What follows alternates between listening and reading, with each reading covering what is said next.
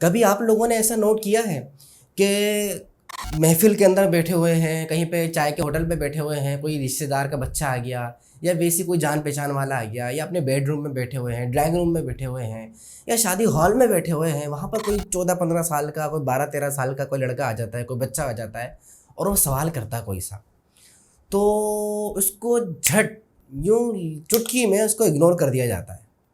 हाँ अच्छा, जाओ जाओ जाओ, तुम्हारा काम नहीं है बेटा, जाओ शाबाश जाओ। क्या हुआ अबे? तुम्हारा काम है सवाल पूछना, जाओ अपना काम करो। या तो इसको इग्नोर कर दिया जाता है, उसने कोई सवाल पूछा उसको मुंह ही नहीं लगाया। यानी मैंने एक बात नोट की है इस वक्त सोसाइटी में कि ज़रा बड़े हजरात बैठे हुए हैं, कोई 20-25, 20 तो नहीं पर चलो 25-30-35 साल के, चलो 20 वाले भी लगा लो, चलो अगर बैठे हुए हैं और वो कहीं किसी लेवल पर हैं और वो बैठे हुए बातचीत कर रहे हैं, कोई बच्चा आएगा तो अगर कोई शख्स उनमें से कोई बड़ा उस बच्चे को मुंह लगाएगा जिसे कहते हैं, यानी उसकी तरफ जाएगा, उससे बातचीत करेगा, उसकी सुनेगा, उसको रिप्लाई करेगा, तो उसको ऐसे शख्स को बड़े उस निगाह से देखा जाता है, इसको क्या हो गया, ये इतना वैल्यू क्यों दे रहा है, ये इतना उसको समझा क्यों रहा है, उसके सवाल का इतना जवाब क्यों दे रहा है। एक अजीब सा ये जो मैं बात कर रहा हूँ ना, इसके पीछे एक रीज़न है, एक वजह है, वो मैं अभी आपको बताने वाला हूँ।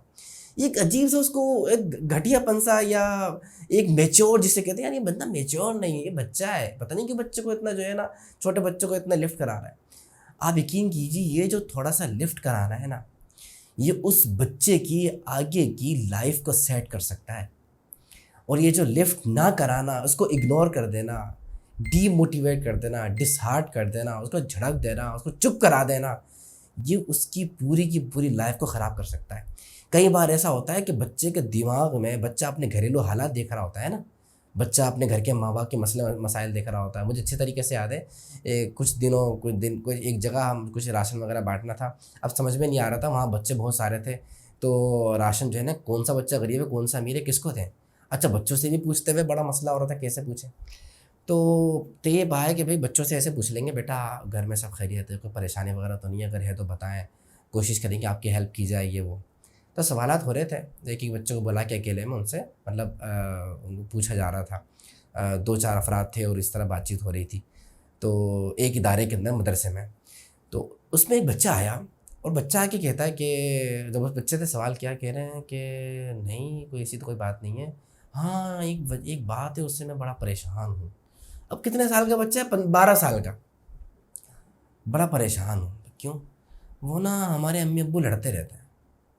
उसकी एक बात मेरे दिमाग पे क्लिक कर गई कि 12 साल का बच्चा इतना कुछ नोट कर रहा है, कोई परेशानी नहीं उनको, अच्छे खाते पीते, उनके वालिद साहब बाहर सेटल हुए हुए और वहाँ से डॉलर में पैसा आ रहा है, कोई टेंशन नहीं। लेकिन जब भी वो कह रहे हैं कि फ़ोन पे बातचीत होती है, वैसे फ़ोन पे बातचीत होती है, हर 3 महीने बाद अब्बू छुट्टी पे आते हैं, जब आते हैं वो लड़ते ही रहते हैं। पर मुझे समझ में नहीं आता ऐसा क्यों होता है, मुझे ये परेशानी। तो ये जो बच्चे हैं ना, कभी ये कोई ना कोई चीज़ देख के या घरेलू मामला देख के कुछ ऐसा इनके दिमाग में चल रहा होता है, उसका वो जवाब चाह रहे होते हैं, वो चाहते हैं कोई उनको जवाब दे दे, वो ऐसे किसी की तलाश में होते हैं, और जब वो इग्नोर कर देना तब फिर वो उस बच्चे की लाइफ बन नहीं पाती है। मेरे साथ कई बार इस तरीके से हुआ है, मुझे इन चीज़ों का बड़ा एहसास है। मैं ऑफिस में बैठा हुआ था, तो आप यकीन कीजिए वहाँ पर एक लड़का आया और उसकी उम्र थी 15 साल। अच्छा, 15 साल मैं क्यों बोल रहा हूँ, क्योंकि मैंने उससे पूछा था। अच्छा, बिल्कुल बच्चा सा लग रहा था, 15 साल की उम्र की थी, मैट्रिक का होता है, लेकिन वो होता है ना, ज़्यादा दाढ़ी वाड़ी हो ऐसा कुछ नहीं, हल्के फुल्के से बस बाल होंगे और छोटा सा एक बच्चा टाइप का लग रहा था, ज़्यादा कद काट भी नहीं थी। वो आया और कहने लगा कि अस्सलाम वालेकुम। वालेकुम सलाम। सर मुझे यहाँ पर जो है ना जॉब करनी है। तो मेरे साइड में जो लोग बैठे हुए थे वो थोड़ा सा, किसी से कहते हैं ना दिल ही दिल में थोड़ा सा हंसना और थोड़ा चौंक जाना है, ये जॉब करेगा। लेकिन मैं बता रहा हूँ ना, मैं इन फीलिंग्स को, ये जो फीलिंग्स है इनको महसूस कर सकता हूँ। तो मैंने जो है वो, मैं फंसा नहीं। अच्छा अच्छा बेटा जॉब करना चाह रहे हैं, बैठे बेटा। मैंने उसको अपने साथ वाला जो चेयर थी वहाँ पे मैंने उसको बिठाया। मैंने कहा अच्छा बेटा जॉब क्यों करना चाह रहे हैं, बातचीत हुई कि नहीं, कुछ बाबा भी चाहते हैं और कुछ घरेलू प्रॉब्लम है। अच्छा बेटा कितनी पढ़ाई है आपकी, तालीम वगैरह मैंने पूछी, और क्या बनना चाहते हैं, अभी क्या कर रहे हैं, आपकी रूटीन क्या चल रही है। मेरी मुख्तसर से, ज़्यादा नहीं, कोई 5-6 मैंने उससे सवालात करके उसका मैंने बायोडाटा एक तरह से मालूम कर लिया कि अभी वो कहाँ पर खड़ा हुआ है, उसकी फैमिली कहाँ पर खड़ी हुई है, और आगे जाके उसका प्लान क्या है, और वो खुद चाहता क्या है। ये बातचीत हो गई। ये बातचीत होने के बाद मैंने ये पाया कि वाक़ई वो बच्चा इस काबिल है कि वो हमारे डिपार्टमेंट में काम कर सकता है। तो मैंने कहा बेटा अभी मैं चाहता हूँ कि आप अभी नहीं आए, और अभी आप आ भी नहीं सकते, मैंने उसको कुछ वजूहत बता दी, उसको सेटिस्फाई किया नहीं क्या। तुम जॉब करोगे, बच्चों को नहीं लेते, जाओ। अबे भाई बच्चों को नहीं लेते तो किसको लेते हैं, कितनी तालीम पे लेते हैं, कितना पढ़ना पड़ेगा, कब आऊँ मैं, अबे कुछ तो बोलो गूंगे बहरे, कुछ तो बोलो भाई। नहीं, बच्चों को नहीं लेते। ये सब बेवकूफ़ इंसान है, पता नहीं दुनिया में रहता भी नहीं रहता, इस किस्म के जवाब कोई दिए जाते हैं, जाहिल इंसान। तो अब जो है ना, दिमाग थोड़ा इस ये हालात देखते ना बंदा परेशान हो जाता है कि ये रवैया अपनाया जाता है। तो उस बच्चे को मैंने बोला बेटा ऐसा है कि 18 साल में आपका NIC बनेगा, और 18 साल की उम्र के बाद हम लेते हैं 3 साल आपके पास है, मैं आपको कुछ चीज़ें बता देता हूँ। मैंने उसको बताया कि सबसे पहले आपने ये चीज़ सीखनी है, 6 महीने में सीख सकते हैं। उसके बाद आपने पढ़ाई को भी जारी रखें, छोटा मोटा काम आप इस तरह करना चाहें, आप बाबा की हेल्प कर लें, इस तरीके से मैंने उसको मशवरे भी दिए। उसके बाद आप 1 साल का ये वाला कोर्स है, ये कर लीजिए, ये काम आएगा आपके।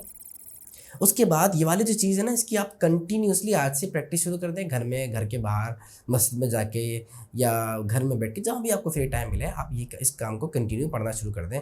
कुरान पाक पढ़ने का था। अच्छा, वो उसका मैंने बताया, कुछ लहन बनाया, खूबसूरत आवाज़ वगैरह बनाया, और कुछ चीज़ें मैंने उसको गाइड की, जो कि 3 साल का मैंने उसको पूरा प्लान दिया। मैंने कहा 3 साल बाद जब आप आएंगे ना, आप सिर्फ आएंगे नहीं, आपको बुलाया जाएगा। आप जब बताएंगे ना मेरी ये एबिलिटी है, मैं इन सब चीज़ों को जानता हूँ, आपको अच्छी सैलरी पे रखा जाएगा और आपको प्रायोरिटी दी जाएगी। तो वो आप यकीन करो, उसके चेहरे पर जो लाली थी, मुझे ऐसा लग रहा था जैसे मैंने उसको जॉब दे दी है।